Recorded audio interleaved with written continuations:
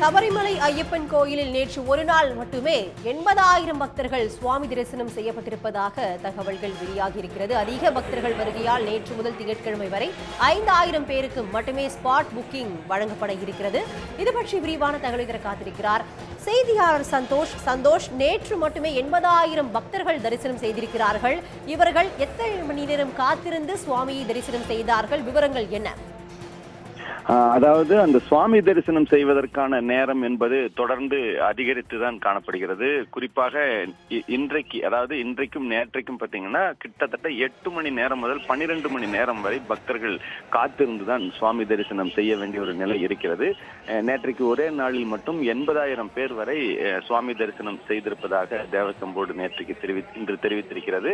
அதே போல தொடர்ந்து வரக்கூடிய பக்தர்களுடைய எண்ணிக்கை, அதாவது முன்பதிவு செய்து வரக்கூடிய 70,000 பேரை தாண்டி ஸ்பாட் புக்கிங் எண்ணிக்கை அதிகமாக இருக்கக்கூடிய காரணத்தினால பல்வேறு பிரச்சனைகளையும் சிரமங்களையும் பக்தர்கள் சந்திக்கிறார்கள் என்ற ஒரு காரணத்தினால அந்த ஸ்பாட் புக்கிங்கை வருகிற திங்கட்கிழமை வரை, அதாவது நேற்று மாலையிலிருந்து வருகிற திங்கட்கிழமை வரை 5,000 பேராக குறைத்திருக்கிறார்கள். இதன் மூலமாக வரக்கூடிய இந்த 2-3 நாட்களில் அடிப்படை வசதிகளை விரைவாக செய்து முடிப்பதற்கு என ஒரு காலகட்டம் தேவசம் போர்டுக்கு கிடைக்கும் என்ற ஒரு காரணத்தினால அந்த பக்தருடைய முன்பதிவை, அதாவது ஸ்பாட் புக்கிங்கை குறைத்திருக்கிறார்கள்.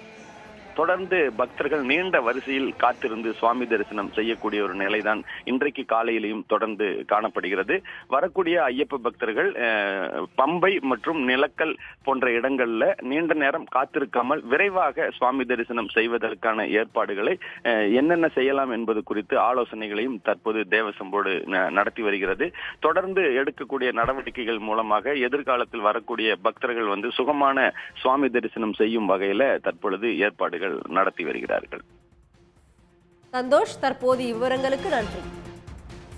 உடனுக்குடன் செய்திகளை தெரிந்து கொள்ள சன் நியூஸ் பெல் ஐகானை கிளிக் பண்ணுங்க.